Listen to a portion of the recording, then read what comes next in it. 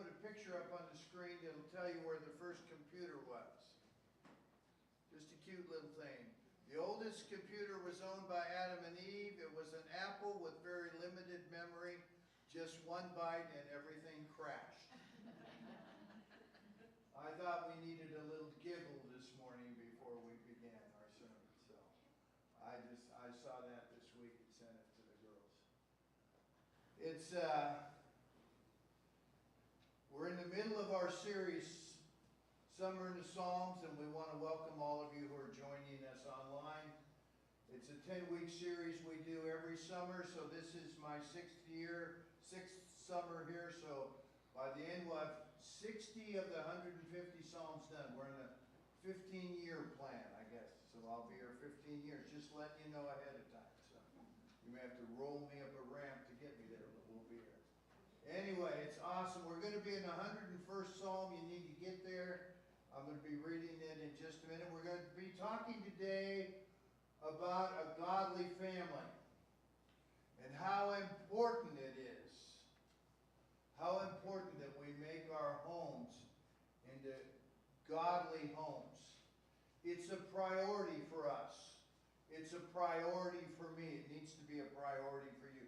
Let me read the psalm. If you haven't, I'm going to be reading it in the English Standard Version. A psalm of David. I will sing of steadfast love and justice. To you, O Lord, I will make music. I will ponder the way that is blameless. Oh, when will you come to me? I will walk with integrity of heart within my house. I will not set before my eyes anything that is worthless. I hate the work of those who fall away. It shall not cling to me. A perverse heart shall be far from me. I will know nothing of evil. Whoever slanders his neighbor secretly, I will destroy. Whoever has a haughty look and an arrogant heart, I will not endure. I will look with favor on the faithful in the land, that they may dwell with me. He who walks in the way that is blameless shall minister to me. No one who practices deceit shall dwell in my house. No one who utters lies shall continue before my eyes. Morning by morning I will destroy all the wicked in the land, cutting off all the evildoers from the city of the Lord. All right, we're just going to move quickly into our outlines. Number one, personally. Personally, it needs to be the highest priority in your home, having a godly home. It needs to be the highest priority in your home. This is the foundation. Whatever your role in the family, this is your responsibility. If you're the father, building a godly home will obviously require a personal commitment to Christ. But if the mother doesn't make it a priority, he's going to have a tough time getting the job done, just as she would have a tough time without him. Every member of the family has to help with the work. Every child in every family. When Greg Swindell pitched for the Cleveland Indians, the games didn't always go his way. In fact, in 16 years, he had a record of 123 wins and 122 losses. One more win than he had losses. But it didn't bother him. On the days he won, thousands of people cheered. On the days he lost, thousands of people booed at him. But if you could look at the baseball cap of Greg Swindell, on the inside of that cap, in very small letters, were stitched in January 21st, 1991. That's the birthday of his daughter, Sydney. He said, when things are going badly or when I'm getting shelled, I can take it off and look at it and know what I have to look forward to when I get home. Whether you stitch a date on your hat or simply keep a photo on your desk, we need visual reminders to remind us of the priority of our family. A couple couple of weeks ago, just before we went on vacation, I was in the hospital waiting room, surgery waiting room with a member of our church having surgery, and a family came in and the lady was having surgery, and I've known him for many, many years. I was their pastor for several years. The young gentleman and I were talking, and I asked him about his brother-in-law. His brother-in-law owns a very prominent business in this town. And I said, how are they doing? And he said, well, Bob, he actually sold his business. I said, really? I said, what's he doing? And he told me what he's doing. It's completely different than what the man has been trained to do. And I said, why would he give up a booming business in Garden City? He said because his kids were growing up and he was finding time more difficult to spend time with his family because he was always at the office. So he sold his business, literally. So I won't tell you, many of you know this family. Sold his business because the priority for him was his family. We make the family a priority in our church. We have people, many of you have grandchildren and children that are playing softball and baseball and travel ball, and you're gone every weekend, and you do it with our blessing. Not because we want you to stay away, that's not the case. But we want you to be where your family's. Go on vacation. There is no guilt in this church, ever, for spending time with your family. Ever for spending time with your family. People miss board meetings because of ball games. It's not a problem. Am I right, Archie? It's not a problem. We want you to make the highest priority your family. All right, number 2. It requires an intentional action on your part. It requires an intentional action on your part. Verse 2 says, I will be careful to lead a blameless life. The emphasis is not on the word blameless or perfection, because we would all fail, and then we would give up. But the emphasis is on our intentions. It's that careful to lead. It's that desire to be the leader in the family. The psalmist asks the question, when will you, and God in parentheses, come to me? And the answer is right here. We sang it in just the last song we sang, Good, Good Father, that we have a God who's right there with us. When you are careful or intentional in taking steps to make your home a godly home, God will indeed show up. He will be there. There is something that requires us, this is something that requires us personal priority. In a little bit, I'm going to list some practical suggestions that will make this passage about leading our families helpful to you. It just doesn't happen overnight, but you have to be willing to be careful, to be intentional. All right, number 3. Be mindful of what our ears hear and our eyes see. Be careful what our ears hear and our eyes see. Verse number 3. We're going to be in verse 3. Just in verse number 1, there's a proclamation that I will sing praise. And of course, this entire book of Psalms is a hymn book. But did you know that there's a clear connection between the music we listen to and the actions we take? So there was a study done by a corporation called the RAND Corporation that followed more than 1,400 teenagers for 3 years, and it showed that the sexually, I don't mean to be too graphic today, but this is a direct quote, showed that the sexually charged lyrics had a direct impact on the sexual actions of those who listened to those lyrics. The study compared all kinds of music and found that rap and rap metal music, famous for their explicit lyrics, had the worst impact of all on teenagers. This is done by a man named Michael Faust. It's not the notes that drives them that way, it's the words that corrupts our morality. I am very thankful, as you all know, I am very thankful for contemporary Christian music. A few years ago, we didn't have it. Now we have it in every genre of music that you could have. Christian music, good words that our young people can hear and our people can sing to and fill their hearts and their lives with. But he also says we need to be aware of our eyes.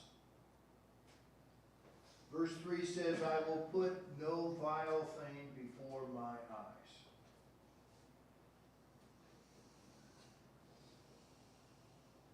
I want to ask you about what our families are watching and looking at. But I want to tell you a story. Father Ralph Bading, he's the founder of the Christian Appalachia Project, tells of an Easter visit that he and some of the ministry's volunteers made one year to families living along a Kentucky mountain creek bed. They stopped at one shack where a man and a woman lived with their children. The only heat they had was from their fireplace. They proudly ushered their visitors over to a corner of the dim room where their 2-month-old little child lay. The baby wasn't in a crib, a bassinet, a cradle, or even a pillow-lined basket. This child, the family's most precious possession, lay in a cage of tightly woven chicken wire. Bading said, after a moment of stunned silence, my curiosity and concern got the better of me, and I asked the parents, why would you put your little child into a cage? He says, I will never forget the answer. The father said, we have to put him in the little cage so that the rats won't eat him.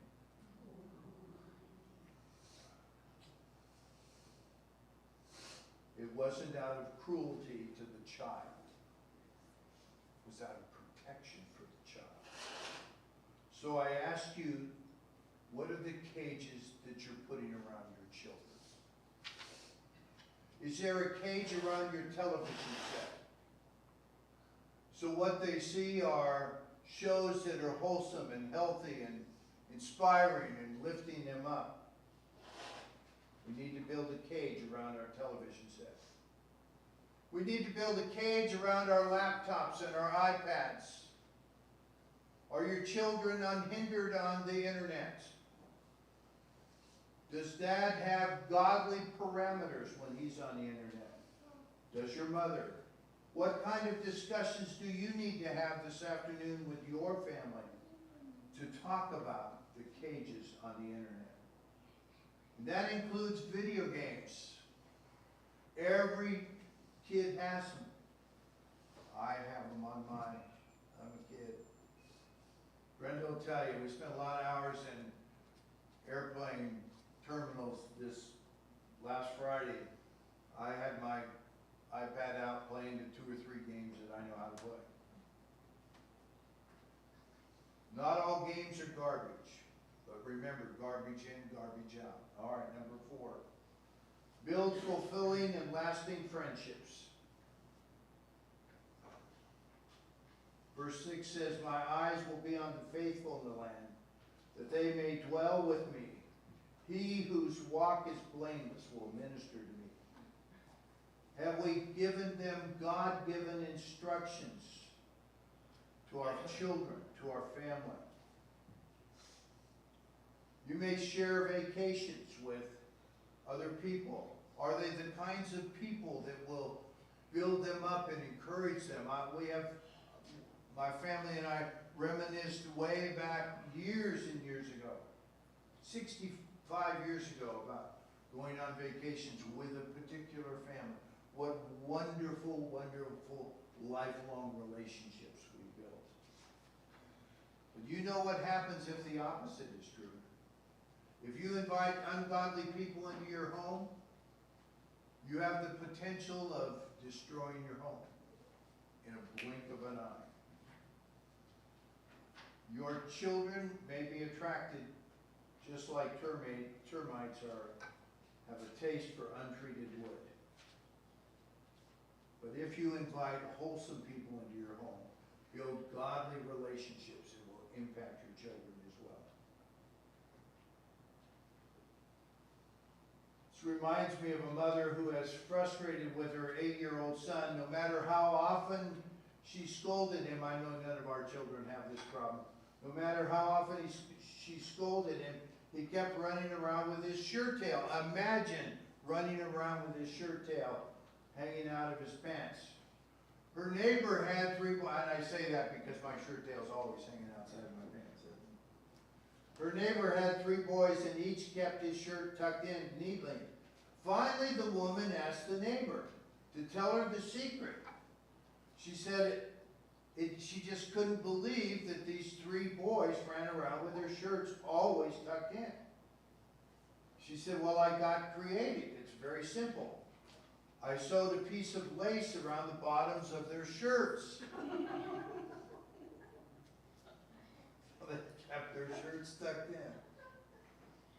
Got to be creative sometimes, folks, with our kids. All right, let me give you some practical things. Number 1, memorize Scripture. Leave Scripture around in your home. I have a wonderful wife who puts all sorts of scriptures all around our house all of the time. Fill your home with them. Leave them notes that include a biblical scripture. Number 2, fill your home with statements of faith. I'm sure the guys that moved us yesterday probably had about 10 or 12 of these little plaques we have on our wall, various walls. It's important. Even my younger brother that we laid to rest in Portland last Monday, who was for a long time, 20-year career Navy for a long time, not much of a follower of Christ. But he came to Christ late in life. And he had a plaque on his door of his house in Jacksonville, Florida. It said, this house is a gift from God. And it has a quote, as for me and my house, we will serve the Lord. What a powerful statement for us to make as people come into our house. We need to talk about our faith with our family and friends. Make it a part of your normal conversation. Talk about spiritual things. Number 4, most important, we need to be consistent. We need to be consistent. The number 1 things our children want are consistency. Consistency.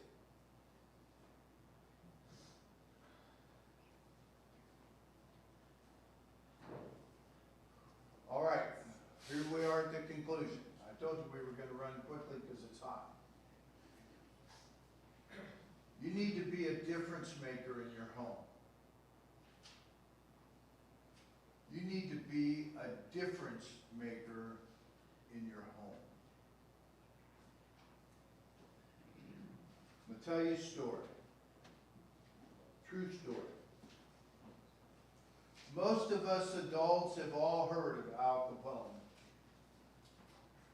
But you probably haven't heard the story of Artful Eddie. Maybe you have, but maybe you just don't recognize the name yet. Eddie was a product of the gangster life in the roaring 20s, and he ran around with Al Capone. In fact, he was in charge of all of the dog racing that Al Capone ran. He had a trick. He would overfeed several of the dogs, and then he would bet on the one that wasn't overfed. Guess one won. Which one won? It worked like a charm, and Eddie was set for life. He had wealth, he had prestige, he had style, he had it all. But Eddie turned himself in. He squealed on Al Capone, and soon he suffered the fate of all of Al Capone's enemies. He knew it was coming. 2 shotgun blasts did him in. So why would artful Eddie give up his life of leisure for a life of honesty, even if it meant that his life was cut short? It was all about his baby. Eddie had a son. He wanted the boy to have a decent father. He wanted desperately to clear the family's name so his son could have a clean slate. Because Al Capone's cronies killed Artful Eddie, the man who wanted to give his son a chance at decency, never got to see what would happen next. The boy's name was Butch. And Butch was a kid with a lot of potential.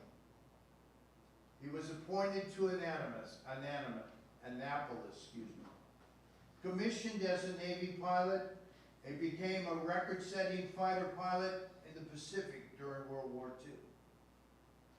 By that time, when Butch came home, he was wearing the Congressional Medal of Honor around his neck.